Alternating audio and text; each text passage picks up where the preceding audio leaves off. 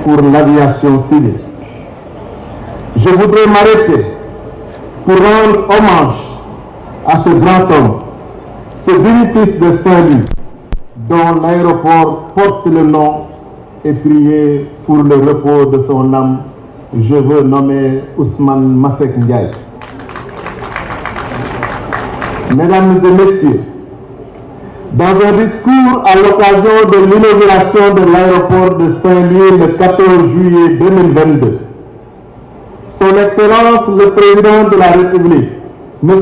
Macky Sall, a réitéré sa volonté d'accélérer l'exécution du programme de reconstruction des aéroports du Sénégal ainsi que les réformes nécessaires au renforcement de la plateforme aéroportuaire, logistique et touristique pour en faire la plateforme de référence de la sous-région.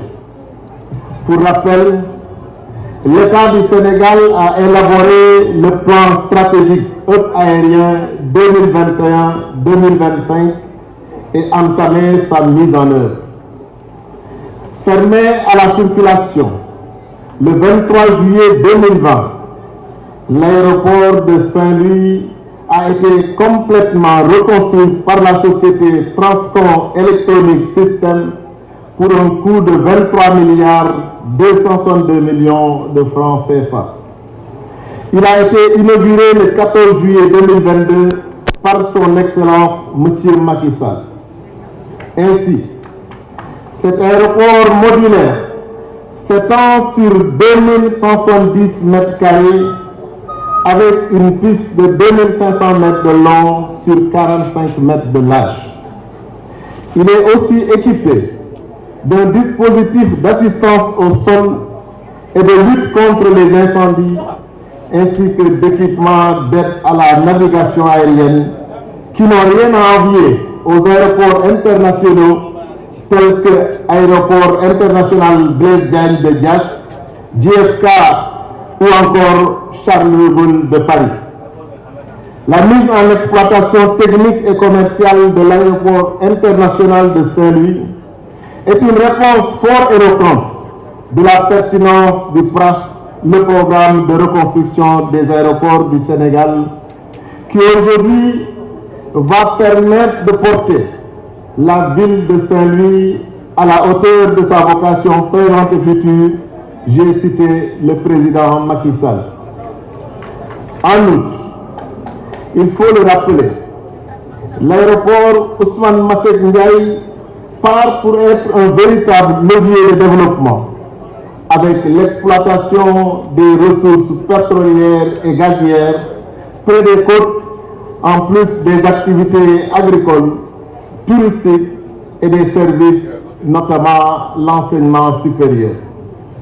Enfin, pour faire un clin d'œil à l'histoire, cette mise en exploitation va permettre aux Saint-Louisiens de renouer avec la tradition aéronautique, car la ville a accueilli en 1927 le premier vol direct en provenance de Toulouse. Aujourd'hui, cet aéroport est homologué par l'autorité de l'aviation civile à l'issue de plusieurs inspections concluantes. Il est désormais conforme aux normes de l'OACI, de même qu'aux exigences du règlement aéronautique du Sénégal.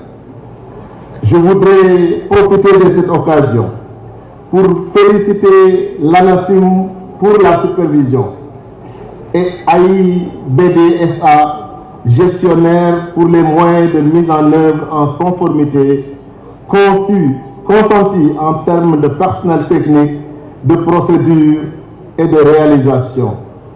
Je voudrais marquer un temps pour dire au gouverneur de Saint-Louis, nous avons vu toute l'implication de l'administration territoriale pour la réussite de cette activité.